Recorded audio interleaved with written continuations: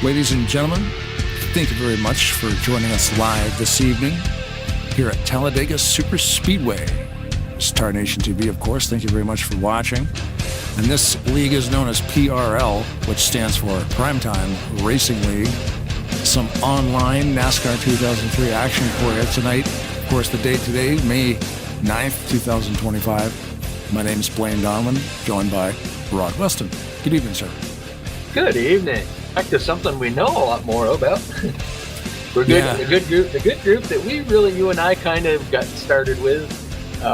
Super Speedway racing at its best. Truck series. I guess it's a year anniversary from when they started this league. So that's why we're here tonight.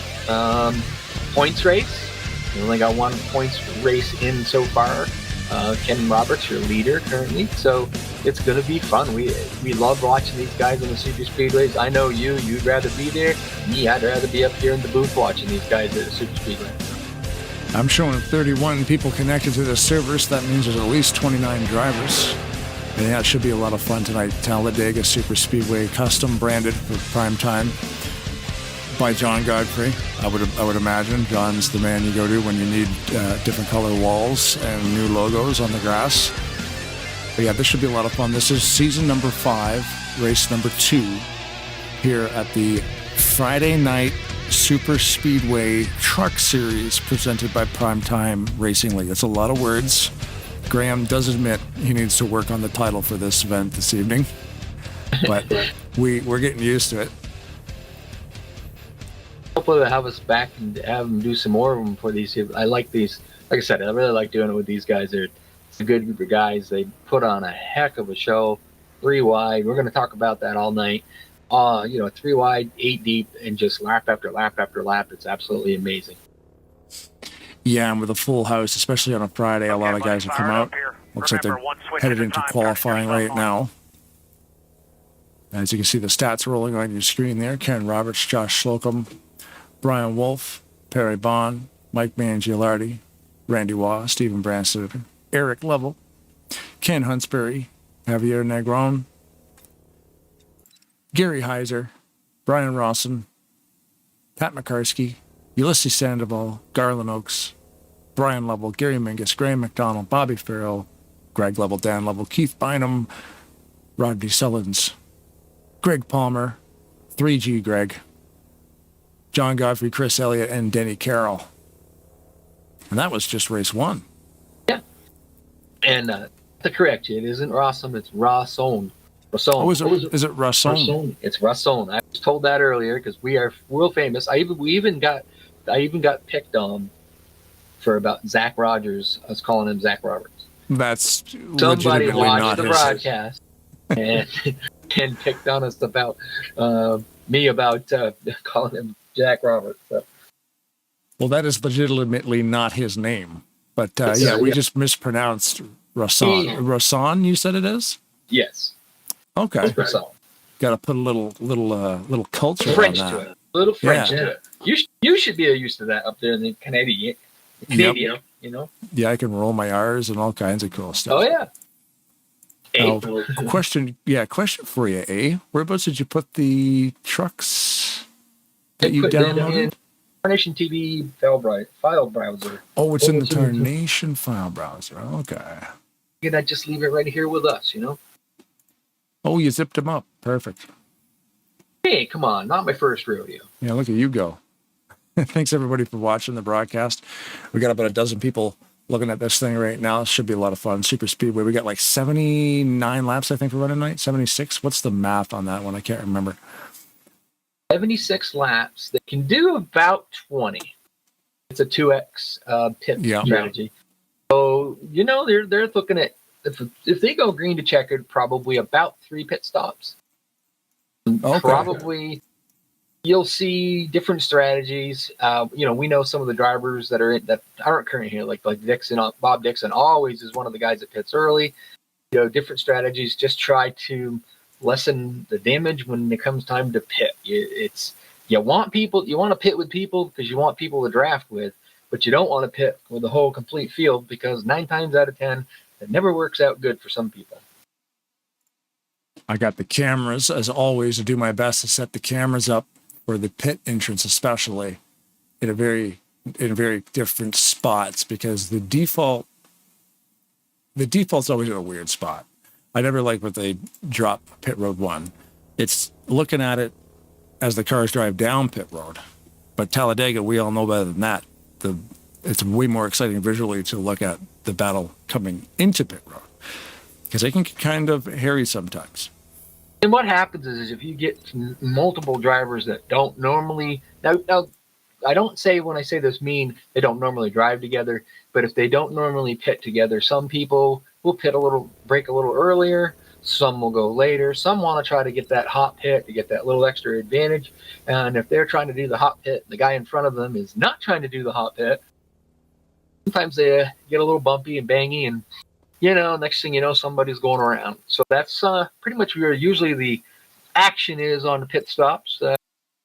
Then you always have to try to worry about the big one. We hope that doesn't happen, but it is super speedway racing, and somebody makes a minor mistake, or even possibly just a little bit of internet latency, and it moves you up, and next thing you know, you've got 20 cars spinning and wrecked, and it's not a whole lot of fun.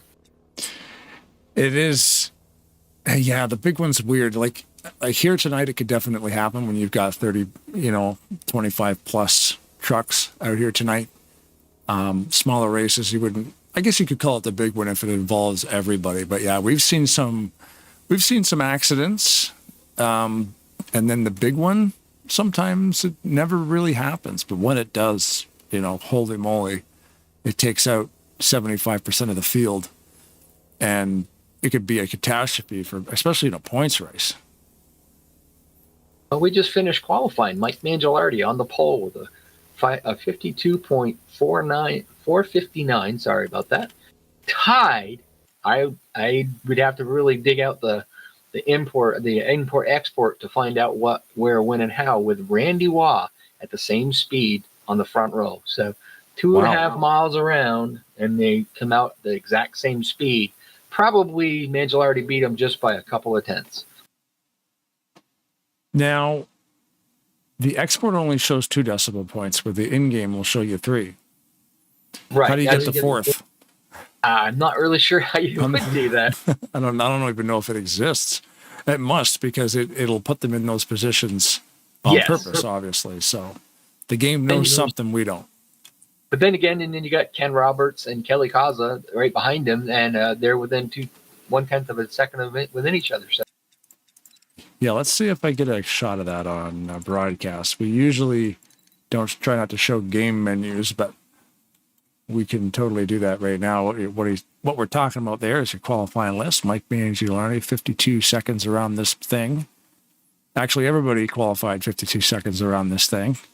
52.459, 52.459, 461, 462. That's crazy, isn't it? But you look at it, it's 52.459, and the slowest guy that took time was Ulysses Sandoval, is only 1/100th of a second slower, just a little over 100th of a second slower, and he's in 21st position. Yeah. As you can see on the screen there, I mean, it's then, of course, Josh Slocum, Brian Wolf, Brian Razzone, and Gary Heiser, Kerry Bombard, and Mark Paglia and of course you and I, are the other ones that did not take time. Those are the guys that race like I do. They don't really care about qualifying. They really just want to go to the back, stay with the lead draft, stay out of trouble, and then hope for at the end that you're right there and ready to pounce. But that is such a wild thing that can happen, where you get the whole field within 100th of each other. Mm-hmm. Almost. But it's on a track like this that you're going to be able to do that. It's basically qualifying here is an art form. And then people really don't realize. They think, well, how hard can it be? You just get up through the gears, you hold the throttle full wide open, and basically hold a pretty wheel. Well, it's not all that. I mean, if you have a certain wheel, well, the Fanatec's, the Mosleys, there are other wheels. There are settings that they can change that help that out a lot. And then again, too, there is holding a steady wheel, keeping that wheel just as not turning it as much as you have to, just trying to keep it as straight. Don't don't do anything to scrub any speed off. And I tell you, Manjal already gave me a course on it one day, and I still can't do it.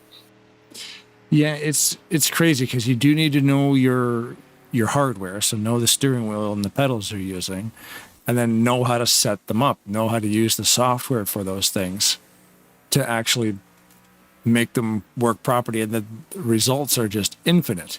You know, everything in this game is, when it comes to the settings, being the simulator, you're doing everything in single percentages. So you could run your steering linearity at 80%, where if you're using a wheel, you got it at 0. But it just kind of depends. Some guys like 11, some guys like 12%. Like, it's just, and you can feel the difference. It's weird. Like, if you tick that thing up for 4 ticks, the vehicle will handle completely differently. And a lot of people have learned for these super speedway racing, using steering assistance. You'll use more steering assistance when you qualify. A lot of guys do. That's what a lot of guys do. It helps you keep a steadier wheel. But you also use about anywhere from 20 to 25%. Some people even go higher. Steering assistance, and a lot of that. Why people will do that, which people will say, why would you want to do that? But it makes it better for drafting. You can bump draft better. You can bump draft more, like a little more realistically, because of having the steering assistance up there. I've never been a big fan of it. The biggest problem I know I don't run it on anything except for the super speedways, but the biggest problem I've always had with it is trying to pit, because you try to turn the pit road and it wants to keep you on the track. Right. Yeah, like you said, guys will set it up for qualifying. If you forgot to change your settings back, that's a nightmare, because it's a completely different style. I still don't have the 40. It's the Sundrop car. Yeah, and I quit and came back in, and it didn't. A beautiful let's try just connecting again here. It's interesting because I downloaded the ones that you sent me. I had half of them. We're gonna go green here shortly, so you get your stuff staged right away. Yeah, that's probably about. Okay, buddy, fired up here. Remember, one switch at a. Sorry, Javier, I may not have your vehicle this evening. I've got about 14 different 40 trucks, and apparently the one you're driving tonight, I don't have it. Remember, one switch at a time, turning your start. I'll tell you, it's a nice yellow Sundrop with Menards on the side. Oh, game just crashed, so bear with me. I'll show you some statistics. Hey, check that out. 76 laps on the clock tonight. 2 times fuel burn, which you said the window ends up being around 20, I believe, right? Is that, if I recall? Yeah, it's probably 18 to 20. I imagine if you're the leader out there, right now, Mike Mangiolari is our pacing truck. He's the lead truck. He's going to be out front for a little bit. If he's out there most of the night, he's going to use a lot more fuel pulling people than he is the people that are behind him pushing. And it'll get better fuel mileage actually the further back you are, as long as you're in a long draft, because of it's kind of weird when you go into the corners, especially on the bottom side. There's a little bit of an accordion effect, and there's a little bit of a backup. So the bottom has a tendency to have a little more of that, and you'll lift a little bit more running on the bottom. Right. I feel more comfortable on the top because of, and I'm sure they're still using the same setup because I've raced with these guys before. I've never been really, really comfortable myself on the exit of turn 2, because you either have to lift or really, really pull down the wheel when you're side by side, especially when you're 3 wide. And it gets to me, it's just my own personal thing. It gets a little snug on the exit of 2. And you don't even like super speedways. Not a big fan of them. I've won races here. Not a lot. I have won races here, but I've just never been a real big fan of it. I don't know how these guys sit out there. I've gotten better thanks to the Talladega Nights and the guys that, our PRL, but I don't know how they do it. We takes truck. I got a nice Chevy pit truck pulling down on the pit road. First, they're not going to go green yet because they got to go through the trial. Well, that start-finish line is further down after pit road. I don't know, probably 100 feet past pit road down the way there. So they're going to be a little bit more going green. Down the hill, as they say. Yeah. And here we go. Green flag in the air, racing here this evening, season number 5, race number 2, Primetime Racing League. Thanks for joining us. Pumpkin in the YouTube chat. Bob Sire says, "Sup, fellas? Oh, just doing a broadcast. You should just be driving a car, Bob." Because I know he's on the track, right? Oh, yeah. He's out there. So is he texting and driving? There he is, right there. Could be. He could be, yeah. How he's out dare there, he? the only Cadillac in the field tonight. Bob Sire. And that 27 and 3 wide back there already. That might just be Oaks dropping out. Sometimes guys like to filter to the back at the start. Well, they like to qualify so they can get the better qualifying spot. Obviously, having a qualifying spot further down pit road to some of them, isn't it? Like having the first pit stall is an advantage. Mm-hmm. But it's, and then they just don't want to be up in the mix. They want to get back. So a lot of drivers just pull out and go to the back of the lead draft and then just kind of settle down and let the race run out of slack. There's Chris Elliott in the 09. Doritos Dodge. Yeah, professional. Doritos, sorry, Fritos. Yes. Paint scheme for him. He just had that done. Well, it's been a little while, probably a few months back, but for him, that's a newer paint scheme. See, Mangialardi decided to go up. Him and Ken Roberts started on the bottom. But yeah, didn't take long. They got up into that second groove. Randy Wall right behind them. Kelly Kozler right behind them. And I think that is Brandstetter. I don't know if the Brandstetter is it. Brandstetter, I know Brandstetter drives 510. He'll be in that gray and orange truck. I painted that one. That's right. Yeah, it's Brandstetter. So just I couldn't quite see the number on it, and I wasn't sure. So yeah, so it's Brandstetter's back there in the 5th position on the outside. Right now, the outside groove is making hay. So they're this version of Talladega as well. Like it's based on the one that launched with the game back in 2003, but then there's been numerous, obviously, modifications to every single track in the original game, plus, people creating new tracks for the game as time goes on. But this one, the track surface, it is. The track surface, like the configuration settings behind this, not just how it looks, but the numbers and the code that sort of dictate how the track reacts, how grippy is it in different areas, and how fast your tires heat up, and all these kind of things, combined with the setup that they've created. They're two very crucial things, especially when it comes to 3-wide craziness at Talladega. It's just like a cat and mouse of like, okay, the track settings, truck settings. It's a perfect storm. The original is the bottom. The original is a bottom feeding track. They made a few different tracks out there, the TR version, the BR version, that make the second groove a little better, and it does. But this one here has 3 grooves, so it's really good. You got Greg Lovell down in the bottom groove trying to get a line of cars going down back to the front, and they're not having a whole lot of success. And then back a little bit further back, outsiders on that high groove, down in the third band groove, trying to get a line going. And now some people in the middle groove have kind of abandoned and moved up in front of him to see if they can get that outside groove going. When looks like Robert Breedlove now is leading that pack with the Pepsi Chevrolet. And he was down the bottom with Greg, and now he's up the top trying to start something else. The thing is, they're trying to get something going, and these guys up front are just staying in the middle, run that middle lane. The middle lane is probably the better lane to run.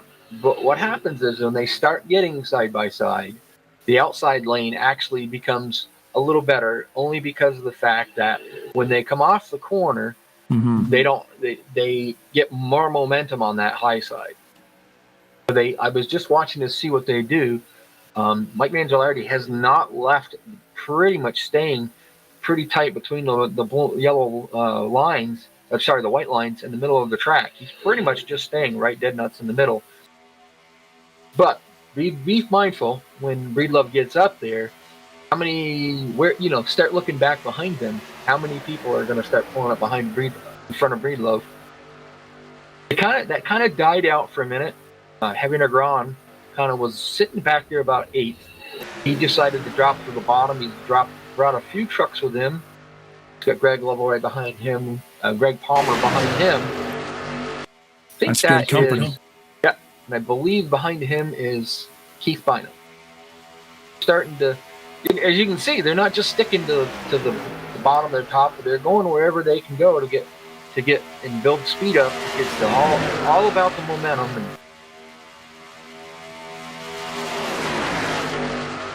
these trucks really make a big, what's the word I'm thinking here? They push through the air and they open up the air behind the truck. So the trucks behind them really suck up a lot better because of the amount of air they're pushing out of the way. Yeah, the physics are different. This is Truck Series. They are using truck physics. The physics package can be applied to any style of mod, trucks, cars, whatever. People prefer the truck physics on the super speedways. It's because they're heavier and the draft is crazier and they're just kind of a little bit easier to handle. Yeah, because are they heavier or lighter? The trucks are about the same weight. Okay. If you go for realistically, the trucks actually make more horsepower than the cup cars. That's what it was. In this day and age, that wasn't always the case, but as they started restricting the cars and the big cars a little bit more and more, and taking the horsepower away from them, they haven't really done that with the trucks. I do believe now they are just pretty much now restricting most of them with a kind of it's like a restrictor plate, but they call it a tapered spacer. Just kind of limits the horsepower a little bit, especially on these big tracks. When they start reaching speeds of around 200 miles an hour, when they get sideways, they no longer driving a race truck. They're driving an airplane that they have no control over. Just checking out Brian Wolf there in the 295. Looks like he's fallen out of the draft at the back. Fluid Studios on the hood of that thing. It's a hard thing to do. You get behind, you lose the draft back there. Now your only thing is you're hoping for a caution so that you can maybe, catch back up. Well, and that's the thing here in this league, cautions. Yeah, very, very few and far between. Yeah, you're not guaranteed to get one sometimes. These guys are very good. They race the same track every week. In this series on Friday, they race this Talladega. They race the same setup with the same mod. So they're racing the truck mod you're looking at right now is the Camping World Series 2015 mod. The window banner says Gander Outdoors, but I just changed it. Yeah, and these are, like I said, these guys race every week, every Friday together. It's amazing how much confidence they have with this, and like I said, when you do it every week, and I don't know if they're still doing it, but they were doing it Thursday, Friday, Saturday, and Sunday. Yeah. So, they race it a lot. Bob Sire, he's down at the bottom side. He's making up a little ground there. Javier Negron kind of abandoned the bottom side. Greg Palmer got down there and started doing it, and then as soon as he started trying to get the line to go, and then as soon as he got up to Bob Sire, come down and trying to get that bottom line to go. Just got to get nice and tight. They gotta stay nice and tight, and they might get making some ground up. And you do need to concentrate coming off those corners and hold that bottom line. The truck can wash up a little bit, truck, car, whatever you're driving. Yep. Here's your first. You gotta make sure you say truck. We haven't discussed that. We haven't really had that problem. We haven't been doing trucks lately, so yeah. pretty much car. We never get it wrong. Rumor has it there's a new truck mod in the works, so that could be really cool. Wow. Plus the Vintage Series has come out too, which is super cool from DMR. Yeah. Oh no. Looks pretty neat. Whoa, Bob, save that one. Looked like a bump draft gone a little wrong. Yeah. Wicked say. Yep. Very nice. But didn't lost a little ground, but really didn't lose that much. Not really. He's right in the draft. Everybody checked up. Perry Bond on the outside there in that black, white, and green rig. Fell to the outside. He's all by himself. Yeah, he might have got shuffled out, or just with that old episode. And it's early in the race, so sometimes if you fight for it and maybe cause an accident early, you just say, okay, I'll just move out of the way. And McDonald's got that bottom side groove going really, really good. Caused Mike Mangialardi and Ken Roberts to drop down in front of, and Randy Waugh, all drop down in front of him. They see that momentum coming. We talk about that all the time on these super speedways. Once you see that momentum coming, you've got to go down and you could say block it, but it's more use that momentum to your advantage. If they're going forward, they're going to push you forward. Yep. A perfectly timed lane change can, be an end game plan. We've seen that work out pretty good sometimes. In one lap, people, you can gain like 10 spots in one lap. You plan your move right.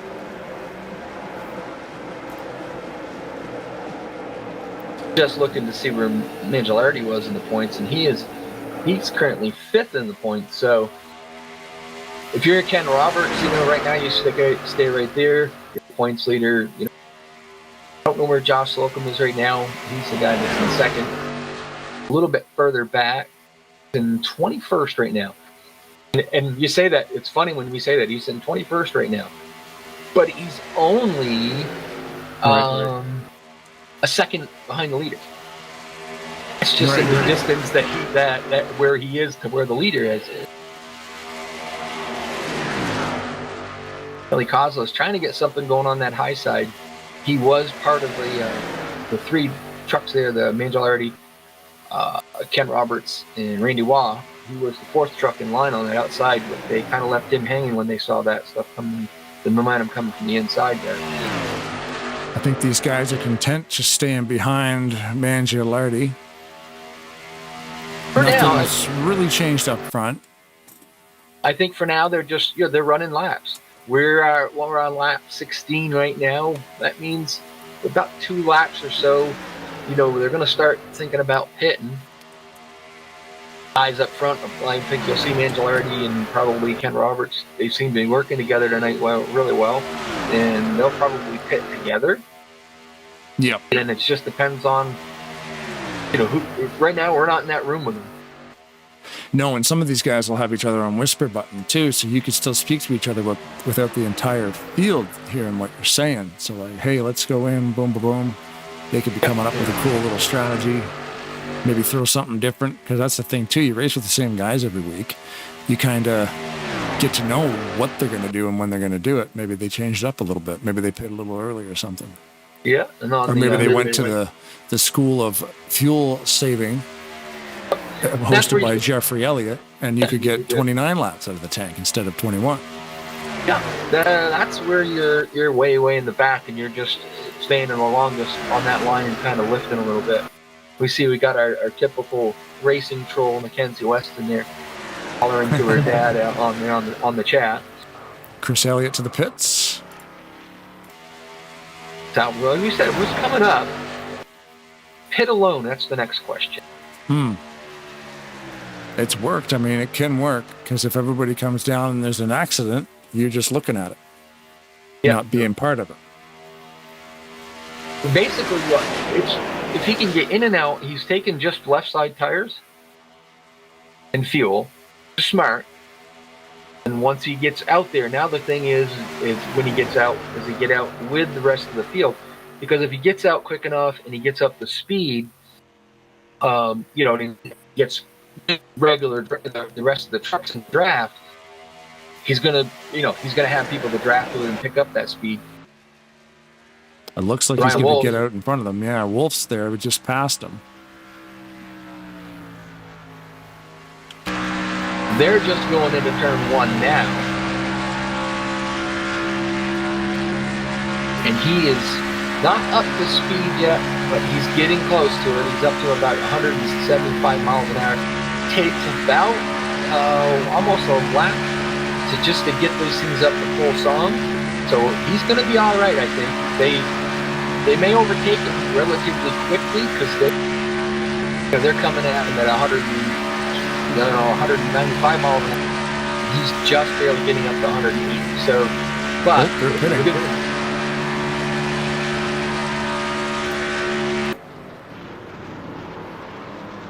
Oh, Greg Palmer lost a little bit of it there. Let's do a replay of that pit, and a lot of trucks went in, and they nailed it. Yeah, Palmer got out of sorts back there. Took some big damage on the inside wall. Bumped into Garland Oaks a little bit, but everybody else made it happen. I'm just watching Chris Elliott there, and they overtook him relatively quickly. Everybody's getting ready for their pit stop, the ones coming up. So he wasn't able to get down, behind them until they're going to come around to pit road. So he's never really going to have a lot of drafting help. He never really got that opportunity. So it'll be interesting to see where that comes out. A little bit of bumping and banging going on to pit road. Kelly Coslo's leading a group of mostly Chevys. Yeah. One Ford and one Dodge and a Toyota in there. Oh, that's another Ford. Greg Libble in number 8. Yeah, Kelly Cosby in the 00. Brandon Sitter behind them. Keith Bynum, one of the administrators here tonight. Graham McDonald drives the 24. Dutch spread out a little bit there. I'm not really sure what happened. Greg Palmer's coming out of the pits on the backstretch kind of by himself. Garland Oaks is the same than the... Palmer got turned around getting into that pit stop. He lost a lot of time, yeah. Okay, and then the same kind of thing with Garland Oaks and the Dr. Pepper Toyota. He kind of was getting slow. Got out of there kind of slow. So.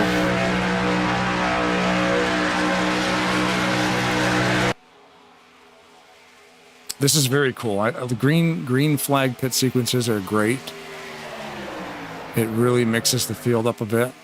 At the high side there you see Brian Wolf and Kelly Causey. A little bit slower than the speed there of that pack. Brian Wolf, is now a lap down, but with any luck, he's up with the lead draft. He's going to be, he's getting lapped. He's going to be with the lead draft. Hopefully that'll keep him with it. And then should a caution come out, he will be able to, go around, get his wave around, and be back. Lucky dog, and be back on the lead lap. There's Gary Heiser driving the number 3 Goodwrench truck. He's in 14th. I'm just kind of wandering around the field here right now, looking at some of this because we got to wait for the pit cycle to finish before we get some proper statistics. We do know one thing: Ken Roberts got out of the pits ahead of Mike Mangialardi, so he is currently the leader, which that'll give him the bonus points. Mm-hmm. Whether or not he can stay out there and lead, enough to get most bonus points, we're yet to see. But and McDonald right behind Mike Mangialardi. Randy Waugh is back there in 4th. Bobby Farrell in 5th. Ulysses Sandoval, you man, back there in 6th position. Javier Negron in that beautiful yellow that unfortunately y'all can't see tonight. Sun drop truck. It's your lead 7 cars. Only cost is just trucks. Yep, see, I did it now. There we go.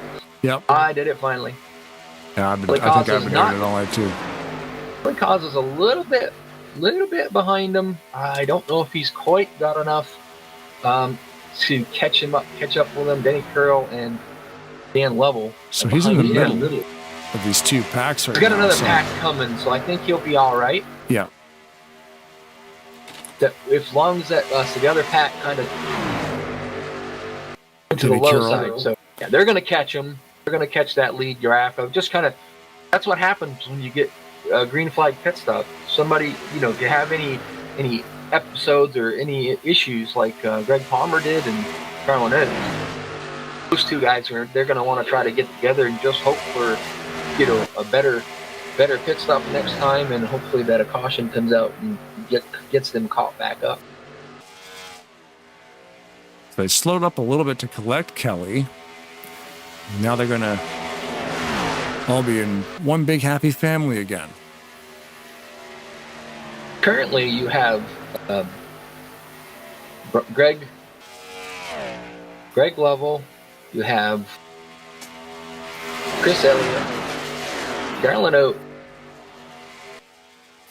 Billy Iser, Greg Palmer. Greg Palmer's actually he might be close enough to catch that group in front of him. John I haven't Dockery, seen it. Just realized that. John Dockery, Robert Breedlove, Brandstetter. They all they're about a little bit further back. Mm-hmm. They're about almost 18 seconds back, so they've got to. No, not quite 8. About 4 seconds. Sorry, 4 seconds back. They got like a 5-truck draft going on. Yeah, it's almost like if they tightened it up to each other and they're all like 5 seconds away from each other, if they sort of tightened it all up, they could, at least get some speed back. Billy Ellisar, haven't seen him in a while. That's cool to see him out here. A couple names. I mean, these guys never stopped racing. It's just sometimes we just move around to different leagues. Have you seen Terry Ballmard's in front of his truck? Maximum Overdrive? Yes. Yeah. Let me see. Terry Bombard. That is cute. So like I said, Brian Wolf, he's got himself, he is one lap down, back to 25th position. He is pretty much right there with that lead draft. So that'll help him out, should the caution. Yeah, he's got the Happy Toys sponsor on there and everything. That's hilarious. Yeah. Thought that was cute. Yeah, I recognize it just from the face. Yeah. He's actually got it written down the side of the door. He's actually got the whole truck done, like that truck in that movie. Have a new leader right now. Oh, we got to get back up front. Well, we were kind of just focusing on what happened with a lot of the people during the pit stops, and Randy Waugh managed to work his way out and got out to the front and took the lead. Yeah, and it was Ken Roberts. And you can see Roberts, there in the replay that, Waugh with the help from Causey, Carroll, and Lovell, Paglia down there on the bottom, were able to push Randy to the front. And wasted no time doing it. I'm going to say, don't adjust your screen. They are 3 wide. The top, here we go, 16 trucks. And now we go back to Randy a lap later, and now he's back in like 10th spot again. That's how fast it can change. We try to get you the information, and then it's already completely different again. Happened is he was trying to stay and trying to play the momentum part of it. Plus, as we know, Randy and Denny Carroll usually work together.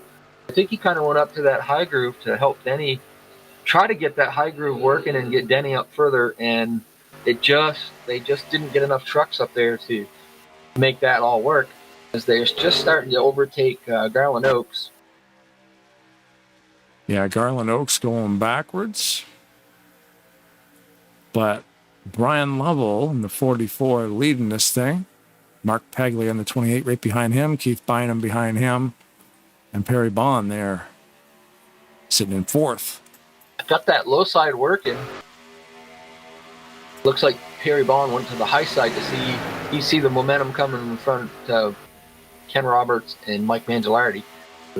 And the same thing with Paglia. He went up there to try to see if they could go out and get him pushed out front. Yeah, Ken Roberts, seasoned veteran here too. He's definitely knows how to push people around this track. So getting in front of him is never a bad idea. No. I've always liked Perry Bond behind me. He is an excellent pusher. Yeah. The pusher man. Yeah. Doing some pusher right now. 28 truck. Mark Paglia to the lead. Right behind him, Perry Bond. Yeah. Oh, maybe not. I spoke too soon because this is Talladega. Yeah. Perry dropped down to the bottom to see if he could get over there and try to lead a lap himself. You got to run on him. That lap might come because that bottom line. The momentum was coming, but when Perry went down there, that momentum kind of just stopped a little bit. Yeah. So, but now that he's got him up behind him, if they can get a little tightened up, they might be able to push him right out to the front. Lap truck coming up there, you saw is Chris Elliott. I'm just going to say that, just going down the backstretch, they're going to be kind of knocking the old Fritos truck out of the way. 27 trucks on the track. Everybody's still running. We have no one retired. Everybody's on the lead lap except for 4 of them. Greg Lovell, Ryan Wolf, Garland Oaks, and Greg Palmer. Those are just 4 drivers. 1 lap down. They just have 4 drivers that just did not have a very good pit stop. And Chris Elliott will join that pack now. So 5 trucks, 1 lap down. I don't have the website up. I know they've got rules on the website. I can't remember if they do 2 lucky dogs or just 1. I believe it's 2, but if you give me a minute, I can do some little research and we can find that out. Yeah, most of the time it's 2. If a yellow flag should come out, lucky dog means the first 2 vehicles a lap down will get to go around and get their lap back. There are 2 lucky dogs, it says under their rules. Okay. Every yellow flag condition, if there is 2 lucky dogs, there will be 2 lucky dogs. Which is kind of cool that they do that, just because, if you got 27 people out there and, you only get 1 truck a lap back, that makes it harder for people to get up there. So that's a nice thing that they do gets the pack racing more. Yeah, and if there was a yellow right now, the first 2 trucks lap down would be Greg Lovell and Garland Oaks. Because mind you, those lap down trucks are racing each other too, so those positions are flip-flopping every second. Just gonna say, that's gonna change every lap. Yeah. That bottom group just didn't seem to make up that momentum they needed. Perry Bond's still trying to push it through there. Now it might change a little bit. A couple of the trucks, I believe that's Denny Carroll and Greg Lovell got tied up together. Randy looking. Wall coming down, yeah.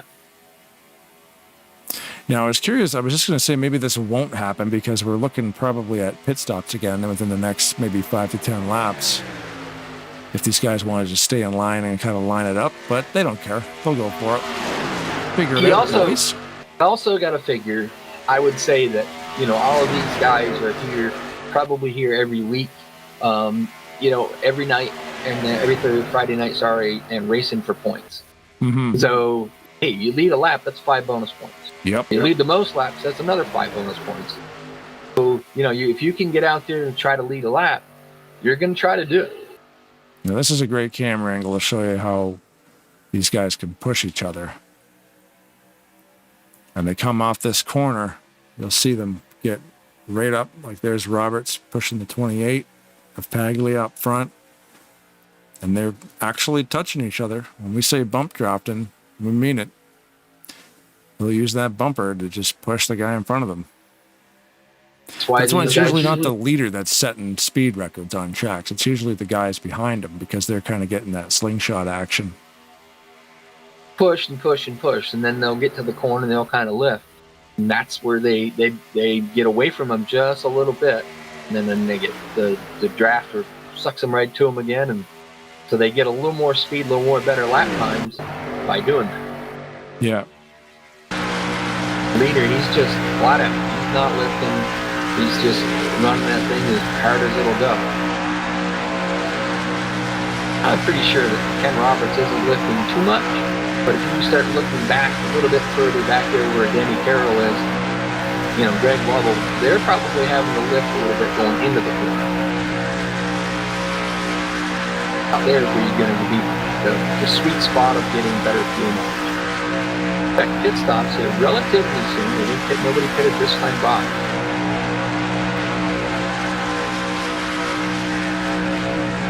Shouldn't be too long. Just zooming around here, checking out the bump drafting.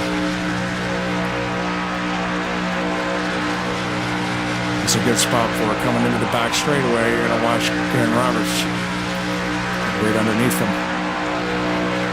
and push him. Usually get 2 or 3 bumps coming down here. And the whole row starts doing that. That's when you get another little accordion effect kind of thing where when he goes up and bumps, so you can see how it pushes Hagley away. It's the next truck behind them comes and does that. Before you know it, it can kind of transfer way back. Yeah.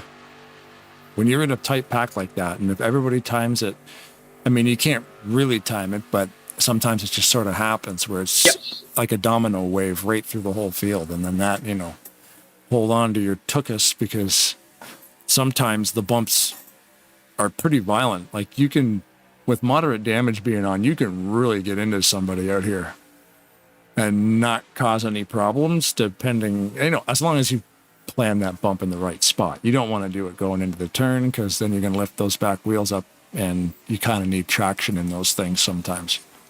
I see they're just about, and I was just going to say something, they're about to put a lap on Chris Elliott again, but he had done his second pit stop. I think that was Perry Bond that decided that there was a few blades of grass out there that needed to be mowed. He's got a tire down, I think Perry does. Maybe not. May not be, I don't know, but he took a little trip down there in the grass. It looked like it was riding sideways a little bit, but I think it's okay. So Slocum, followed by Brandstetter, Sire, and John Godfrey back there in the 7-Eleven. These guys are probably coming down. Kelly Cosner was able to lead a lap. Danny Carroll led a lap. Hasn't led a lap yet. See whether Kelly Cosner comes down. Nope. I think Bobby Phil, Brian Rosson, Lacey Sandoval, Brian Wolf. Got to get that thing down to 55 miles an hour coming out of that turn, doing about 200. Gary Heiser. We haven't talked much about Gary tonight. He's just been kind of rolling around in the middle of the pack there. Most everybody's just taking 2 tires, some just fuel. There's Gary Heiser there in the 3.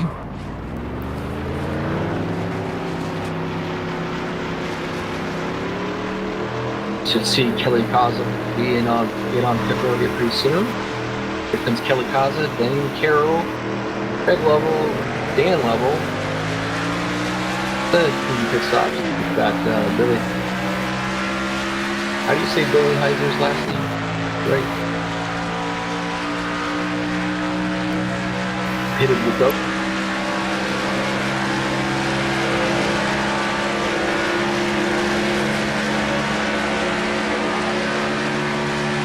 Gary getting up to speed. We're just following Gary. Thanks for the ride, Gary. Trying to figure out who's going to come out with the lead after all this. Yeah, so 2 green flag cycles on pits. Showing Kazi in first on the pits right now. Yeah, everybody's still going through their cycle. The reason we can't see the pit boxes is because my game crashed. So if you're wondering why the pit road, they're just sort of stopping in the middle of nowhere. When the game crashes, that's the only little glitch that happens, is once you reconnect, you can't see any of the pit boxes. Correct. Kelly Kaza came out with the lead. He's got Greg Lovell right in front of him, who's currently on the lead lap, but is the last truck on the lead lap. Right. Kelly Kaza's pushing him. The rest of the trucks that pitted, I'll tell you, Kelly Kaza and Greg Lovell had an excellent pit stop because they came out together. The only trucks that are right tight together. The other trucks are going to catch them. By the time they do, they're going to be up to full song. I think they'll be Kelly Cos will be in pretty good 2 trucks are position. faster than 1, but 5 are faster than 2. But at least these guys aren't by themselves. They will get an extra. What do you think when there's 2 of you? About an extra 10 mile an hour out of it? Yeah. If you're doing 181 by yourself, you'd probably be able to do about 190, 195 with 2 of you. So the biggest thing of it is trying to get your speed up enough so that when the rest of that pack catches up to you, you can use their momentum to keep you out in front. You're going to probably see Greg Level. Kelly Cos, I don't mind following Greg Level right now. Greg Level's not on the lead lap, or he is on the lead lap, but he's on the end of the lead lap. Right. So the other trucks were coming a little bit too fast to kind of pull up in front of them there. So Greg will go a lap down there because Paglia will now take over the lead. But Greg is not damaged, so he can stay. I mean, I don't believe he's damaged. I don't think he's damaged at all. The only one that probably took some damage, I think, was Greg Palmer. Because he hit the wall really, really hard on the first pit sequence there.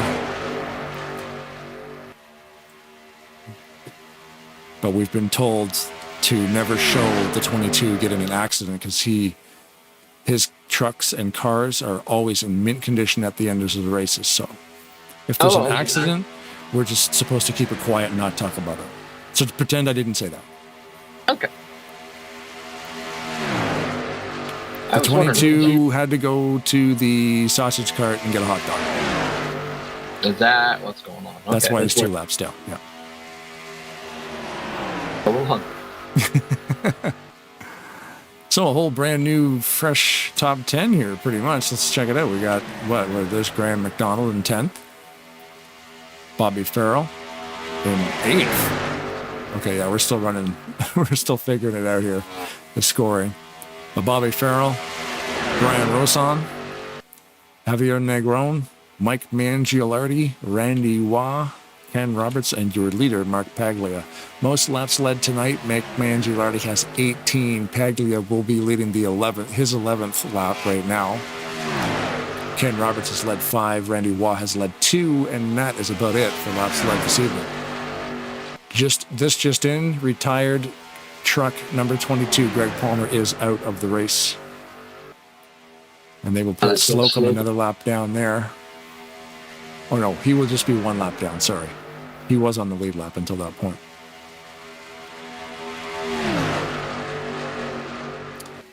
Brian Rosan setting the pace, for sure.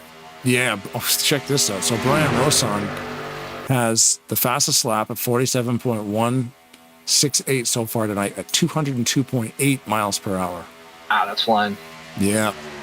Right around that 203. Has there ever been a 203? It's been close. I have no idea. They're still not as fast as Brittany Force, so. No, she's insane. They're doing 200. These guys are doing 200 miles around a 2.5 mile an hour track. He's doing 340 something miles an hour in a quarter mile. Yeah, it's crazy. I remember that too because it'll show you the 8th mile trip. It was 301 at the 8th, and then she was like 347 at the quarter. At the 8th, she was already 3/4 of the way to her speed in an 8th mile. It's crazy, man. Yeah.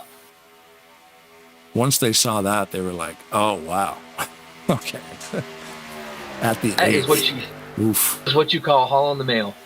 Yeah, man.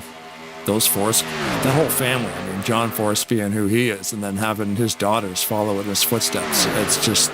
Does he have more than one daughter? I don't. 3. Do they? Yeah. Do they all drag racing though? Yep. Oh, they do. Okay. I knew Brittany was a drag racer. I couldn't remember if the other 2 were in a different discipline. Yeah, one of them, I don't remember exactly all. I know Brittany does the top fuel dragster. Yeah. And John does the funny car. And one of his daughters did the funny car, but I don't know if they're all all 3 racing, but they all have. Yeah, he's wild, man. That family is just built to go fast. Greg McDonald down on the bottom side trying to get that bottom groove going. Greg Level right behind him. Dan Level. It looks like he'd find him right behind them. Not really got it going, but they're getting there. They're slowly but surely working their way up. I think a lot of that's just going to be trucks they have behind them, whether they stay nice and tight. I think you'll see Ken Roberts and probably Mangialardi, whatever, start pulling down. If that line starts making up ground, they're going to be pulling down in front of him. He's up to having it ground right now. So they made up a few spots there on the trucks on the outside, but got to remember too, the inside line gets into the corner better. So you're going to make up line. You're going to see him make up ground on the inside. Well, right there, he just went into the corner and he made up a little bit of ground. He'll get right up beside having it ground, but when they come off the corner, the outside groove has the momentum and they'll pull away a little bit. Yeah, you scrub a little more coming out of the turns on that low side. Yep. Remember to catch us live next week at the Maverick Cup Series, 8:30 p.m. Eastern Standard Time, May 13th. We are at Kansas Speedway. That's race number 7 over there for us. I hired us to do their full season. Last week was Sonoma. It was a very fun race. You want to see how to win at Sonoma? Holy moly! We've been corrected in the chat. Rogers. Yeah. Oh. We've been corrected in the chat. So okay. the 301 mile an hour was 7/8 of them weights down there. Courtney runs funny. Isn't it 7/8 of the way? Yeah, I don't know. Either way, it's fast. It's halfway. 1/8 of a mile is half of a quarter, isn't it? Well, 7/8 of the way. You're talking a little bit further than the 3/4 mark, basically. Yeah, I guess so. I'm getting into fractions now. Why am I doing fractions on Friday night? All I can say it was fast. No fractions on Friday night. There we go. It is crazy fast, yeah. Yeah, so now Javier Negron was the first one to drop down from the high side there on the backstretch. Graham McDonald had been getting up to the side of his truck, but he wasn't quite getting past him. By him dropping down there, now they've gone up to the side of Brian Rosson. There's Javier there. Brian Rosson on the outside there, just following in line. That's a good spot to be, though. I mean, that middle lane here really is the cleanest. Always seems to be. I mean, the problem with that middle line is, though, man, like you're in the middle, 3 wide. You just hold on. They haven't really got into they've been 3 wide a little bit off and on. Not normal of what we usually see these guys. Granted, the field is a little bit smaller. When they did the Men's Cup, we'd had probably closer to 35 cars out there. So they would run 3 wide a little bit more just because there's no place else to go. You're going to go where they're, try to go where they're not. Well, and right now we're seeing 13 cars in this pack. Everybody else is kind of out of that draft, like Robert Breedlove, 9 seconds out, Gary Heiser. Those guys are back here. Let's find them running their own little group back here.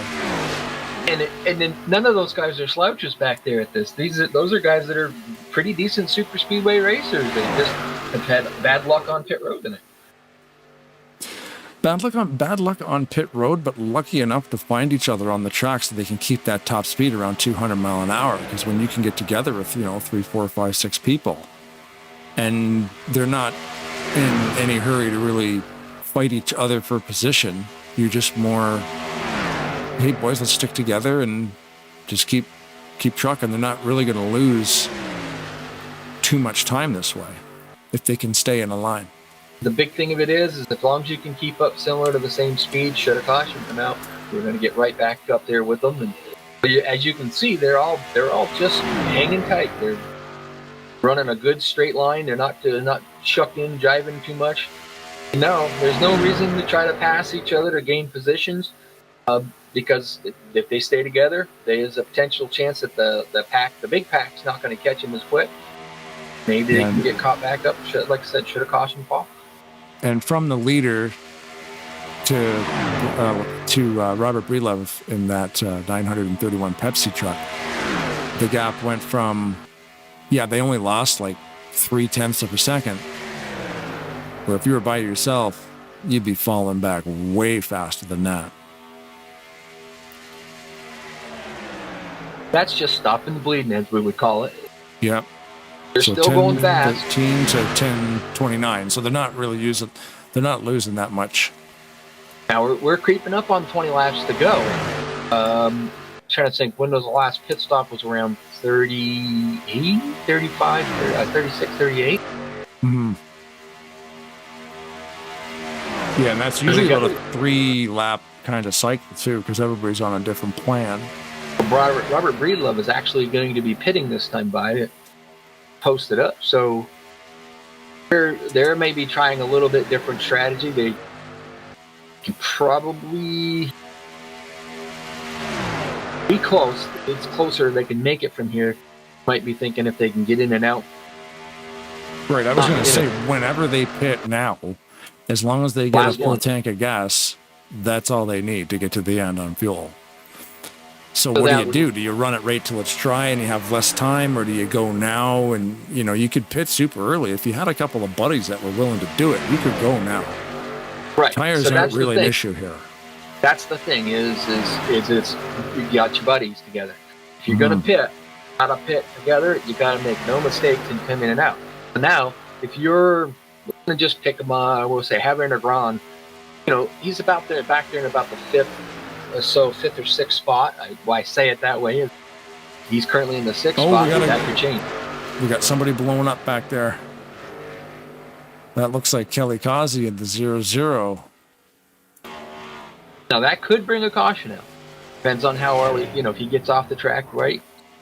Caution should be out, right? Caution's out. Yeah. If a car blows up, it usually means there will be yellow. So that'll change. Caution, full course caution, and these local cautions. Kelly Causey blew a motor. My little birdie. I got somebody whispering in my ear. He hollered that the caution was out because obviously we can't see it. And said that it was a buckshot. Blew up. It's usually not a question in here too when smoke flies from a car like that. So from a truck, from an engine. You know, if an engine pops, it's usually an instantaneous yellow. It doesn't even matter. A lot of the time. What happens is, you know, did Kelly Causey do anything wrong? No. We're gonna go check. The temperature was probably right. Everything was probably right. This game has random breakdowns. Those random breakdowns sometimes get you. Yeah, he was already up at speed. He was just running in the pack. Let's go see what it looks like inside the car. I love the cockpits, by the way, in this 2015 mod. Every truck looks completely different with the dash. Anyway, let's see what it looked like from there. Dashes on these similar, but the logos and stuff, they're still cool.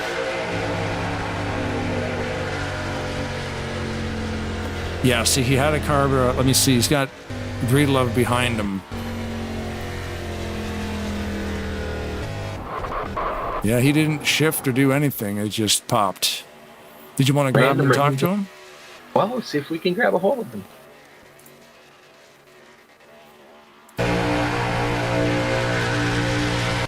Kelly Causey, Rod Weston, Wayne Dunlin up in the booth. You got you? Yeah, I got you. That thing just let go, no reasons, eh? No, it just decided to go. Nice. The old random engine failure. Such a good race too. Like watching you guys do what you do out here, and then to have that happen, especially at lap 57. Like you must have just been lining up for some little bit of a pit strategy going in here. Well, I was trying to conserve a little bit of gas, you know, because we went 2 laps past when everybody else pit the last time. So I was thinking we had a shot to do something, but anyway, that's just part of it, you know. So it just came out of nowhere. Yeah. You had an excellent pit stop. I mean, you came out there with Greg Lovell. You guys had really kind of, other than you had fortunately you had Greg Lovell in front of you. You guys tucked right in there, got a good draft going.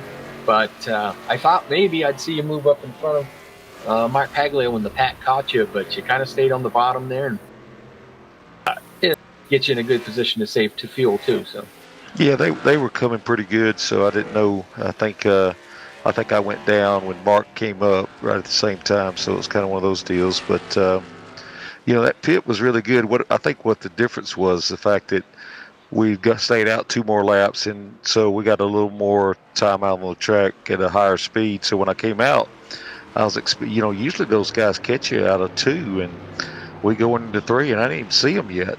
So yeah, we had a really good pit. well, unfortunately, night's ended. I hate to see that for you. You had a good run going. But I'll give you an opportunity to thank the people that got you if you wanted to do that. Well, I just want to thank you guys and, my guys that I race with at BSR and some of those guys. Some really good drivers out here. And, thank y'all for the great job that y'all do. And, Graham does a lot of work into this series. And so it's really, really good deal. And, Keith putting on the series. There's a lot of guys, a lot of us guys, this is, the place we got to race on Friday, Saturday, and then it's a lot of good fun racing. So appreciate everybody that's involved. Thanks for taking the time to talk with us. Better luck next week, bud. All right. Thank you, bud. Thanks, Kelly. Kelly Kazi in the 0-0, minus, unfortunately, an engine. And as is tradition, in real life, stuff happens. Sometimes the engine shop just puts something together that explodes. They were just asking for a little more than they could give. So I thought they wanted that extra horsepower, but they just didn't get the longevity out of it. I noticed lucky dogs are going to be Greg Lovell and Josh Slocum this time. So. Oh right, yes, this is our first yellow. So there goes Lovell. And Slocum will come around behind him. There's Brian Wolf back there, too. And that's the thing. When you race with an open setup, you can control, like, grill tape and stuff. So a lot of times, if you run a little bit more tape, you can get a little bit more downforce on the front, a little bit quicker. But, your temperatures might start to build up a little bit. So you kind of have to be in clean air. And that actually does help. You'll see guys, like in real life, they're tucking out, trying to get more air in that grill. Because if you get tucked up behind another guy, especially these trucks with the huge draft that they create, there's no air going into that motor. So that can be a bad thing too, and it can cook the engines, and you'll see them blow up.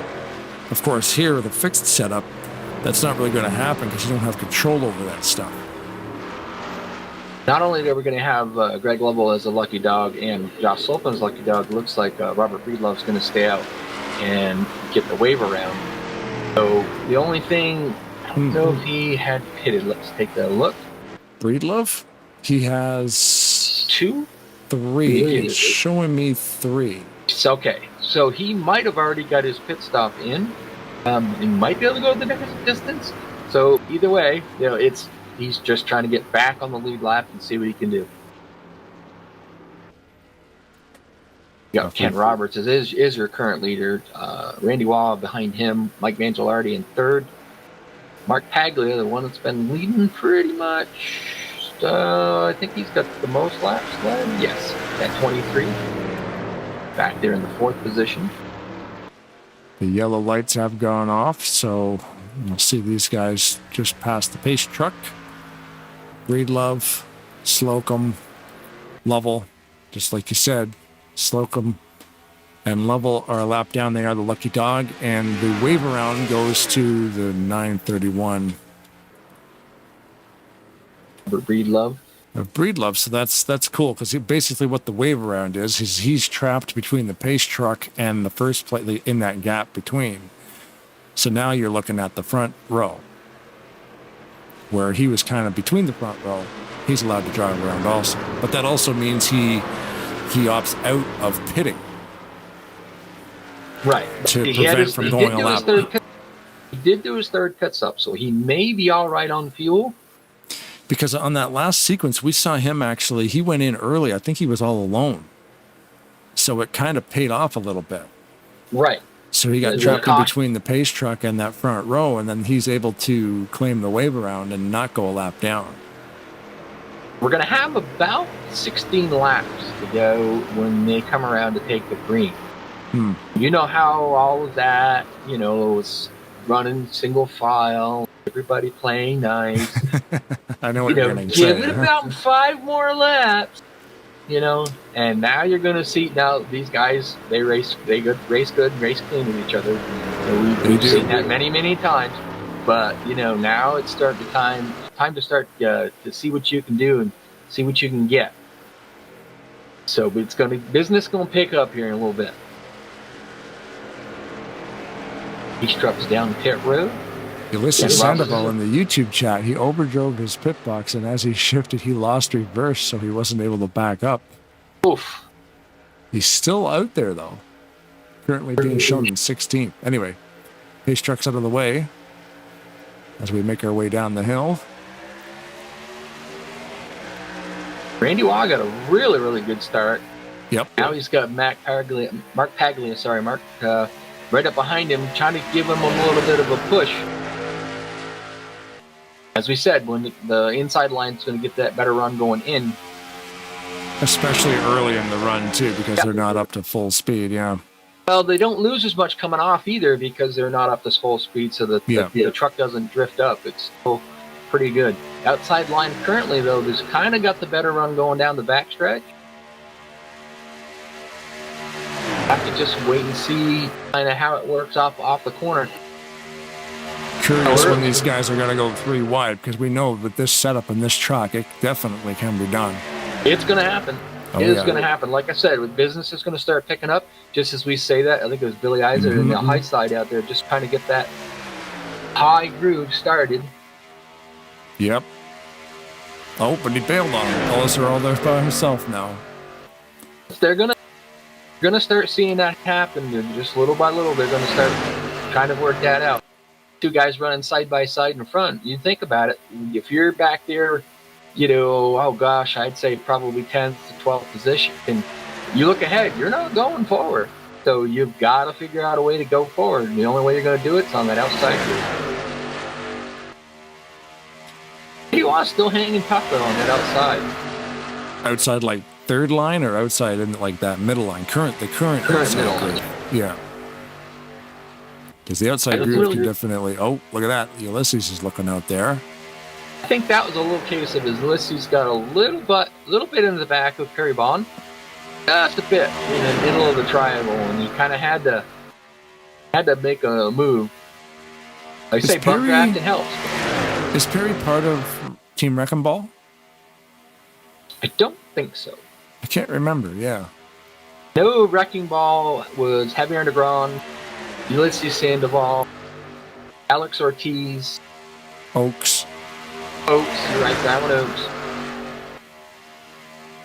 Over to PRL, they don't really do as much as the team stuff as they did at Talladega Nights, where this all basically started. But same with Big Stone Gap, right? You no matter where you go, those guys are going to be together, right? But they still, Wrecking Ball still all work together. They all, I'm just sort of focused on Brian Rasson right now, just because he's kind of sitting in the middle here. The 6th place position is a good spot to put the camera sometimes, so you get a wider angle of, using the entire screen width to basically show everything. Where you can still see Randy Waugh in the front there, but then you can also see the guys at the tail end as well. So you're carrying the camera, Brian, no pressure. Right. Now that 6th or 7th place, especially in Talladega, seems to be the sweet spot where those leaders will never go off the left side of your screen. Or right side of your screen, depending on which side of the track the camera's on. So it's a good spot to sort of hang, especially in the closing laps of the race, which we are coming up with 10 to go. We're creeping on 10 to go. Still side by side by side by side by side by side. All the way back until you get, looks like... That's Garland Oaks right there. I could go have me a Dr. Pepper, my favorite soda pop. My favorite pop. Of course, that's Canadian for soda. My little birdie tells me that Bob Sire was also part of Wrecking Ball at one point in time. Oh, okay. What kind of bird? Like a parrot or a mockingbird or? I don't know. Was there a pumpkin bird? Yep, there's now. I know it's funny watching squirrels eating pumpkins because they get drunk, but so this top now line seems to be working. Yeah, I'm just gonna say Perry Bond is getting her done up there. Now he's got Team Wrecking Ball right behind him. Watch this camera angle here. You're gonna see some bumping right now. This is a great spectator cam. In our clips, look at them tighten up that top line. That top line is flying. And Diane's level, sorry. Ooh, they're bumping in the corners, man. Holy moly. Told you, business picking up. Jeez. Dan Sire, Level pulled up there Bombard, in front of Perry Negron, Bond. they were getting into each other going through the middle of that corner. That scared me for a second, but they know what they're doing, apparently. So we talked about this, how they hadn't really got 3 wide. Take a look at your screen. Yeah. 3 wide, about 5 rows deep. Yeah, 3 wide. Dan Level there. We talked about the big stone gap guys up there. Dan Level's part of that group, and he was getting it done up there. But I think when the bottom groove formed up a little bit more, got a little bit more tighter, got a little more trucks in it, started pulling away for a little bit. Yeah. Yeah, the high line works, but man, there's gaps in it now, and that's not going to work. So that's what they've got to do. You know, the trucks that are back there, they've got to go where they're not, and that's the only place they can go. But all of a sudden, racers are greedy. So you're going to help, but you also want to win this thing. So it's funny how fast it falls apart. Yes. Yeah, and it all happens because, somebody behind you decides, well, if I drop down or I go high or I go here, I can advance my position, and they don't care about you because they're trying to win, not push you to win. Sometimes too, I'm more of a, I don't care if I win, I just want to gain some spots. So I'll help push a guy to the win. I don't care. If you're in 7th place and you're pushing the guy from 6th to 1st and you end up in 2nd, well, you're not 7th anymore. Now you're 2nd. We've seen all night, Ken Roberts and Mike Mangialardi, they've got separated a little bit, but they've pretty much been nose to tail. And I think it's been, I don't know if they're teammates or, they work together or they planned on that. But, you kind of do that, if it ended right now, Ken Roberts would be your winner, Mike Mangialardi would be 2nd, and they'd still both have a great point set. I mean, 2nd place is the first loser, right? So I don't know. That's right. But 27th, there's not a whole lot of points back there either. So sometimes you just got to stay content. It's a long season. For a lot under of 10 hard to go. racing. Yeah. Keith Bynum actually got that high side going really, really good. Randy Waugh right there behind him. Mark Aglia, Herman DeGron, Tom Terry Bomard. All right, I said that wrong. Yeah. Back there, they've got that high groove. There's more trucks in the high groove right now than there is in the bottom groove, and so that's starting to really get them rolling. And from helicopter cam here, we can see that they are keeping it tight. Once there starts to get some gaps in there, that's when it sort of falls apart. So there, now, I'm wondering if Bynum will stay up there. I mean, if I was Bynum, I would. Oh, wow. Wow. So he made a choice to decide he was going to go down. Didn't quite have it cleared. Then back up. Randy Waugh cut right down underneath him, right out in front of Ken Roberts to take over the lead. Now, we know that Randy has led some tonight. Randy has led 8. That'll be 9. Did he get it? Did he get it? Yes, he did. He got it. Close. Randy Waugh, your leader, position number 1. Yep. We're watching all that for up there. him led. Garland Oaks has got that Dr. Pepper Toyota on the high side. 3rd groove. He's only got 3 trucks up there, but he's trying to get it, see if he can work his way up. Now, granted, Garland Oaks is a lap down. So, what a great move by Waugh, because Bynum thinks they're going to stay up there and roll these guys But for Randy to make a move that, Breedlove down, headed to the pits. But for Randy to make that move right when he had the clear on Roberts, he pulled down right in front of him. But he doesn't lead that lap. Keith Bynum does take that lap. Is Randy Waugh Big Stone Gap? No. And neither is Roberts. That's right. I don't know, because we've seen with the Truck Series back when we did the championship run with that. I know Ken Roberts, I think Mark Paglia, 3 wide. I think it was Mangialardi was trying to push. I think it was Doug Hillick, maybe. Can't remember, but I know they all worked well together. Look at Matt this. Paglia on the high side, third groove out there. Yeah. And Javier Negron behind him. 3 wide, and we're coming down to, we've only got 3 laps left. Mm-hmm. And they're working on it. They're trying. Yeah, business is really going to pick up now. Got 3 laps to get out there and go win this thing. Yep. They got to do it now. If that high side wants to do something, they got to do it now. They need 3 laps to get to the front. There's 3 right now, wide that bottom, back there.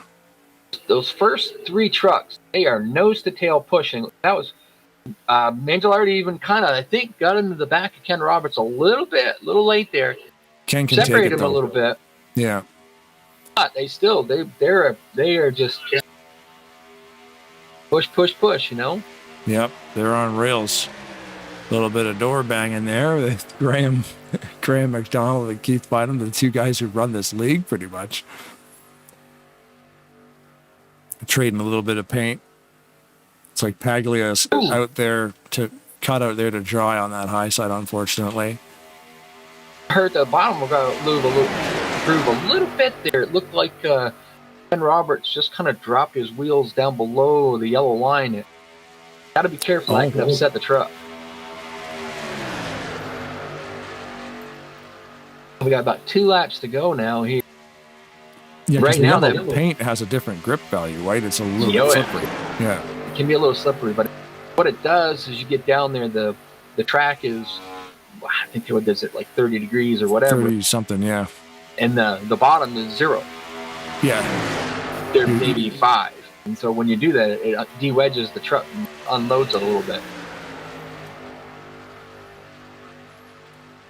So Mangialardi in 3rd, Roberts in 2nd, Waugh still leading this thing. Rasan on the top side with Bynum behind him. Taking up a little ground out there. Yeah, Bombard. They're staying right there, but they've got 1 more lap. We're coming to the white flag now, it should be. Yep. Ooh, Perry Bond got a little out of shape there. Good save. Yeah. Knotted everything up a little bit. Randy Waugh and Ken Roberts both moved to the high side, get up to that 2nd groove. Interesting. Now, Breedlove lap traffic. He's just going to move over. This is it's getting interesting. Randy Waugh's kind of just, he's focused more on that rear view mirror than he is on that front. Yeah.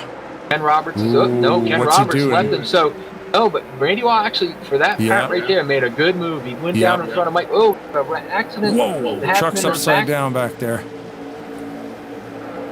Yellow flag is out, but it does not matter. We're running to the line here. Randy Waugh made a great move. A bunch of great moves by Randy today. I believe he's going to win this. Race number 2. Randy Waugh, Mike Mangialardi. It might actually be, who got 3rd? That was side by side with Graham and Ken. Well, congratulations there. Amazing moves by Waugh, man, to get to the front by getting in front of Roberts and then pulling that off again. There's a little tap from Ken. Kind of watching to see what happened back there. Yeah, I saw the chassis. I was in helicopter camera, and I saw the bottom of the truck. Not really sure what happened. So it looks like bump draft gone bad. Yeah, we'll go back and look at it here. We'll watch Randy do a little bit of a burnout ski. See, Bob Sire got spun around and was actually racing backwards. Classic Bob. Oh, he spun around. That's where the momentum was going. He throw it neutral. He was going backwards pretty fast for a moment.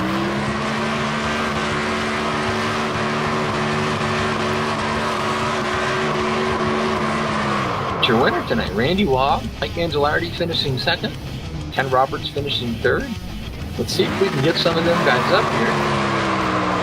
Start having some conversations about that. That was a pretty good race. Look at Waugh's burnout. He's going in reverse.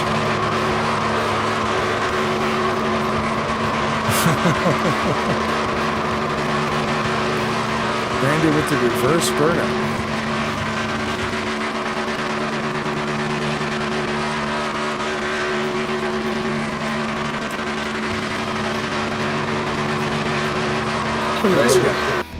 Crazy race out tonight. Our third place finisher led, how many laps did you lead tonight? You led 11 laps tonight and ran up front all night long, just kind of got snookered there near the end. How was your night, Ken? Not bad. I mean, I don't really have anything to complain about. It's a good run. You know, we stayed up front most of the night. Just the one caution. So, yeah, it's pretty good overall. Just, trying to get some good points. Got the win last week. So, right now it's just just try to be consistent. Staying near the front there, whatever does good, like, especially for the points racing and whatnot. Like I said, you ran great. You and Mike Mangialardi seemed to be kind of like nose to tail most of the night. You got separated a little bit there, then you found each other again. Randy Waugh kind of snookered you guys there with a move from the outside groove that was pretty good. He just kind of stayed in front of you, and it didn't give you any room to get back by him. Yeah. Well, Randy, he's sly. He's a sly one. He's a good racer. Been racing with Randy for several years now. Really enjoy running around with him. Whether he's pushing or I'm pushing him, we work out pretty good together. I mean, it's just, no complaints other than that ugly ass truck he drives. Not a Dodge, though. I mean, that's the fun thing. He usually drives Dodges. That piece of garbage.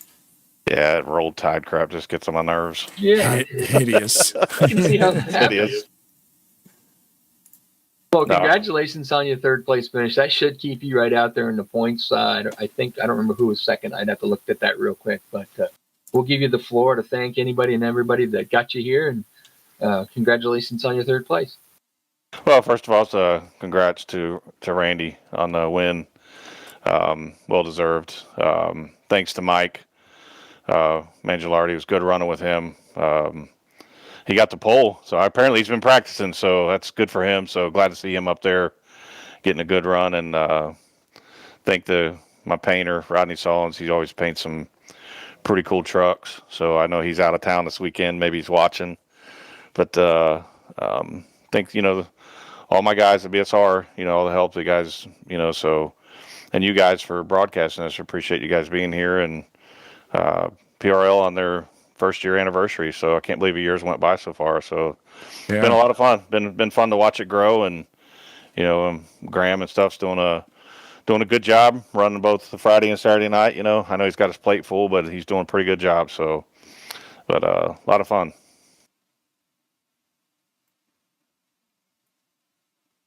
There's go ahead. Oh, sorry. Cut you off there. Oh, you got it. No, I was going to say it's always great to call these races, man, because you guys race this version of Talladega combined with the setup in the trucks is just flawless. Yeah, it's a really good setup. You can put these things anywhere. The bottom, like that last restart that we had with me and Randy there, we run neck and neck for I don't know how many laps until that third line forms, and then it just starts to come apart. But yeah, I mean, we was running side by side, and that was a lot of fun. A lot of fun there at the end of the last 15 laps or so. All right, there's our third place finisher, Ken Roberts, congratulations. And like I said, give him heck next week. Win that championship, buddy. All right, guys. Thanks. Thanks, Ken. Have a good night, guys. Thank Sure. you. You too.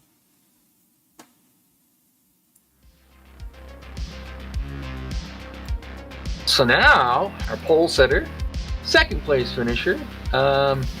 You led 18 laps tonight. That's not bad at all. You ran up front all night and kind of got snookered there near the end. But our second place finisher, Mike Mangialardi. Hi, thank you. Well, I'd rather take second than wreck my truck out. That's why I didn't go for a move at the end there. You and Ken Roberts seem to work well together. You got separated once, like during the race, but you always seem to find each other. Then, of course, near the end of it, it's when you get down to that last 10 laps. It's you got to do what's good for you. So, yeah, guys got separated again for a bit, but I said sure ran great, and that should. You were about 5th in points, I think, so that should move you up quite a bit. Well, I hope so. Yeah, Ken and I were working good together early, and we just kept it going. Run the whole season going for the championship, are you? Why not? Why not? That's why we're here. Yeah. You guys in your super speedways, I think you're nuts. It's just not for me, but I love calling it because it's much safer for me up here. Yeah, I'm still waiting for the color to get back into my knuckles right now. That I can believe. Yeah, yeah. You clench You're your right hard up front. the whole Your time. knuckles are white, man. I give you guys props because I don't know how you do it. The first time I got hooked up with Talladega Nights and got out there, and that white knuckle feeling, and I was like, how can these guys do this? Just for that long, it's just crazy. Yeah, I couldn't believe it. Key pit stops. It's hard to get green flag pit stops when you got the pole. Yeah. That's also it's a good spot to have though if you're gonna pit, get off that pit real quick. Yeah, but everybody else is up to speed when they they can go by you. Yeah. Yeah. The way it worked out, I had some good pit stops, so that was the key, I think. All right then. Well, we're gonna give you a chance to thank the people that got you here, and then we'll see if we can't grab that Randy Waugh fella and that snookered you guys and have a chat with him. So the floor is yours. Yeah, Luigi. Anyway, Luigi, there you go. Yeah. I want to give a shout out to the Rainier Room for watching tonight. Shout out to you broadcasters, Blaine and Rod. You guys do a good job. And a shout out to the PRL admins. They do a good job also. And thank you guys for what you do. Thank you for giving us something to do because we get to watch this amazing show. It's easy to call these races. This is so good. Yeah, You one guys- wreck, one, Yeah. 2 cautions, but one was an engine. So there you go. Fun race. Oh yeah, too. Yeah, because on the final lap there was a rollover. Yeah.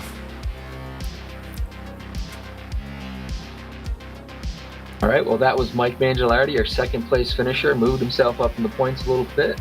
Congratulations, Mike. And like I said, give him heck next week. Thanks, Mike. Now, the guy that snookered him. Good run out there tonight, Randy. You made some really good moves near the end there that got you out front, and you were able to keep that momentum going and stay in the right line, and you went out and snookered him tonight. Yeah, that was a lot of fun. I'm thankful that Ken helped me out a little bit there, and I don't think if I hadn't jumped down in front of Mike, I think I would have fallen back to about 4th or 5th.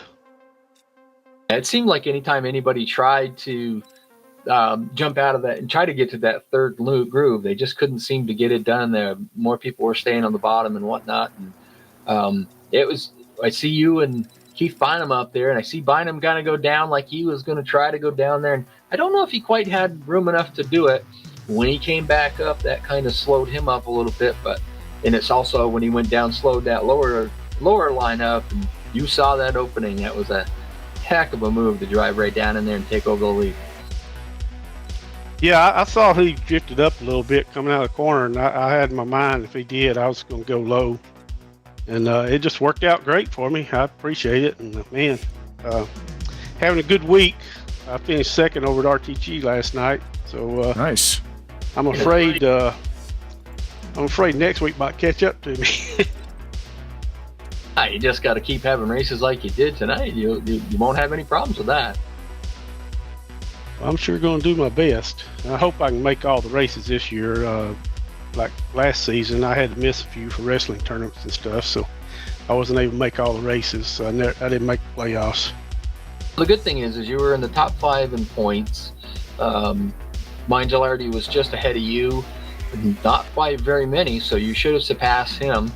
It should move you right up there pretty good. Brian Rolfe had a really rough night. Josh Slocum was able to get back on the lead lap, but just later, and then Perry Baum didn't have as good a night as you did, so hopefully that'll help you out. Points get you up there. It'd be interesting to kind of keep track of this to see how you do. Yeah. Now that I've got a win, I can relax and just try to be consistent the rest of the season, just try to get good finishes. Do they do a win and you're in kind of thing? I think so. I couldn't swear to it, but I think so. Yep. That's sometimes, cool. yeah, I know sometimes that's a thing, but then it's you win, you're in, but you also have to race. You have to show up for a minimum set of races too. Like you got to start at least 5 or something. They don't want a guy coming in one race, winning it, and then just coming back when it's championship time, right? So, but you guys are pretty dedicated. You're out here all the time. Yeah, absolutely. Yeah, here you do have to run 5 or 6 nights. I plan to be here all season. I hope. It's good Lord willing, I'll be here. So you're talking about Randy Waugh here. So we've done SMO, we've done here, we've done there, we've done there, we've done here, and where do we always see the number 21, Randy Waugh? You race. Yep. How many nights a week do you race? Yeah. Well, 7 if I can get it, but I've been off like on this past Sunday. I didn't race, and sometimes on Monday. Well, now Mondays I'm racing over at RTG, but yeah, 6 or 7 nights a week usually. He's a racer. I mean, he's always out there, got the wheel in his hand, and trying to do the best he can. I've seen, you are one of the better super speedway racers. No, you're not a great flat track racer, but raced with him in a few of those. But congratulations, Blaine. If you have more questions for him. No, I mean that's such a great run. We were watching the moves you made, and when you're following by them, and you get help from Ken, and you just made all the right moves, and it was great to watch from a distance. And then that second yellow coming out on the final lap was irrelevant because it was a race to the finish by that point, man. But yeah, congratulations, a fantastic run, and you made all the right moves today. And I love the green flag pitting, and then even at the end of it, it's always still so exciting to watch you guys do what you do. So. Oh yeah. When you make those moves and it works, it looks great. Yes. But when you make them and they don't work, because then you look like an idiot. It looks great though, because it makes for a heck of a big one crash. Well, and it looked like Keith was going to do it, and then decided to stay there. And you're like, okay, well, I'll do it. And then it worked for you, right? So you don't really know who's going to go where, but I mean, why not have Ken Roberts pushing you, right? Yeah, I've made those moves before, and it bite me in the butt. So I'm just glad it worked out that time. That's awesome, man. Well, congratulations on the win. That's a lot of points coming out of tonight. And it's funny, I just noticed on the stats too. Let's see. Mangialardi pole position, so qualify first. Randy second, and Ken Roberts third. And then the finishing, Randy first, Mangialardi second, Ken Roberts third. So Ken qualified third, finished third, and then you and Mike flipped. So actually, we had the same time, qualifying time. Yeah, you did. I guess his 4th place number is a little higher than mine. It's like the qualifying podium and the race results podium are the exact same almost. It's pretty crazy. The same 3 people are up there. So that's and we were wondering watching the broadcast if Graham actually got second, or if Graham actually got 3rd or 4th, and it's actually showing him and Ken Rogers. See, now I'm doing it the other way now. I'm saying Rogers because we messed up Zach's name on the weekend. Ken Roberts and Graham McDonald is showing them tied at 0.13 interval. So that was a super tight race there, even for the third place spot. But yeah, man, you guys dominated this thing for sure, to say the least. And unfortunately, it was a great for Mark, race. We didn't he have. led. I don't think we had one caution. One caution for a blown motor. Kelly Causey lost an engine, and then the second caution was on the final lap. Paglia got airborne, and he actually led the most laps tonight with 23, but got caught up in that wreck on the final lap, and that he lost an engine there too. He was able to get it over the line, but it was smoking pretty bad. I hate that for him. He ran good, and I was pushing him for a little while. He pushed me for a little bit, so I hate seeing that happen to anybody. And that's the thing. Like you make a move, he makes a move. Unfortunately, he went backwards. You know, he does have the bonus points for most laps led tonight, but got caught up in the wreck and ended up going a lap down. But yeah, all around, you could pick these races apart for hours, finding all the cool little stories from all the drivers. And at the end of the day, it's thanks to all the drivers, all 27 of you guys tonight put on a fantastic show, man. Congratulations on your win. Thank you. Oh, thank you guys for televising this. It's always fun to share it with your family and friends, and it makes it more fun than just doing it yourself. I want to shout out to Graham for putting this on. He does a good job over here. Shout out to all the drivers. And they did an excellent job tonight, and they usually do. And I want to thank Ken for giving me a push there at the end, and Mike. I couldn't have done it without either one of them, I don't think. And I shout out to my sons Christian and Corey, my grandsons Adrian, Asher, and Asa. And I want to do a shout out to a friend of mine, Debbie, who's having heart surgery in a couple of weeks. Oh, wow. She's a little scared about that. And anybody that prays, I wish you could pray for her. Yeah, modern medicine is a fantastic thing. The stuff that they can do is crazy. I'm sure she'll be fine. Yeah, we're hoping that. But got a shout out to Corey. Corey, we got a win, and I can't wait for you to see it, buddy. I hope they called your name a couple times during the race. Yeah, did we? We always do. Did we tonight? Yeah, we didn't. I don't think we did as much tonight. We got to remember that next time. Yeah, we always do those. So yeah, that's we may have dropped the ball on that one, but we always watch it. Yeah. He'll still enjoy it. Just talking about him when he hears this, he'll light up like a Christmas tree. Yeah, there you go. Yeah, and then seeing the 21 out there too is also cool. So yeah, thanks for watching, Corey. Well, congratulations, Randy. Awesome job. And hopefully you can win a few more of these and take the championship. So congratulations to you. Thanks, guys. And y'all do an amazing job up there, and I just love watching these later. All right, buddy. Thanks, Randy. Have a good night, That was man. Randy Waugh, the winner of tonight's race. Heck of a race. I mean, that was crazy. And Randy of course, Waugh, the one and only. Yeah, or Luigi's, what do they think of as That's Angel already called him. And we do apologize, but this has been a crazy week for us. We're on our third broadcast this week. We've been messing up names. Oh, yeah. See, now we were Zach Rogers on Tuesday, yeah, and now I'm doing Ken, and we were saying Zach. Yeah, we were saying Zach Roberts because that's Ken's nephew's name. So no, it's Zach Rogers, totally different guy.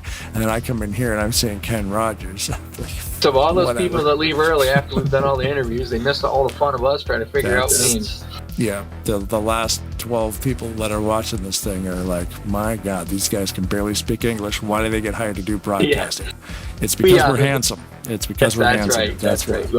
Like as they always say, I have the face made for radio. Yeah, you don't want to see this. Yeah. People are like, man, you stream live on, like, why? I'm like, nobody needs to see you. I'm like, they don't. We're calling a race. Nobody sees us ever. Hopefully we can get a few more races with these guys. Great group. I love doing the broadcasts with them. Yeah, it's a lot of fun. Thank you very much for... They make it so easy. The way they do it, the way they run, they give us so much content, so much to talk about. Three ride racing, you know, it was just a great race. Unfortunately, we had one caution that just happened to come for, unfortunately for Kelly Cosmo's motor. And you know, on our way to finishing the race there in the last lap, they had a little bit of a pile up in the back stretch, or they're going into 3, but Randy Waugh just kept his foot in it and hammered down and won it. So go Corey, Dad got it done. Yep. Yeah, and thanks again to Primetime for reaching out. Graham, Keith Bynum, everybody reaching out to us to get us to do this 1 year anniversary broadcast. Super fun, always fun, always happy to do it. And nice, they got a website now. It's in the description below. It's very simple. It's exactly what you need. You see your points, and then from the points screen you can click on the drivers' names and get the breakdowns and the averages and all the stats. It's pretty neat. It looks basic because the website is generated in like tables, but the history of the drivers and the different races and stuff, it actually tracks out these stats behind the scenes. It's pretty cool to see. All you're seeing on screen here, obviously, is just the main deal, but you can dig in pretty deep and see some pretty cool stuff and some cool stats from all the different series they run here. They run on Saturdays as well as the Super Speedway series, and then I think they run 3-4 times a week here. So a lot of racing going on at prime time. So if you're interested, Facebook links below, website link below. If you want to donate to the league, that is also below as well. Oh, that was a lot of words. Yeah, no, I bookmarked it because I want to go back and just see how, Randy Waugh can get this done, or Ken Wobert's going to take it, or how it's all going to come out to play it. I keep track of that. Like I said, it's a good league. Yep. It was good racing. And I think, man, you got anything else? I'm good. Well, it was just a great race, and happy to be here doing it for him. Cool. Well, I guess that's it tonight. Thanks everybody for watching and interacting on the YouTube channel. If the women don't find you handsome, they should at least find you handy. Keep your stick on the ice.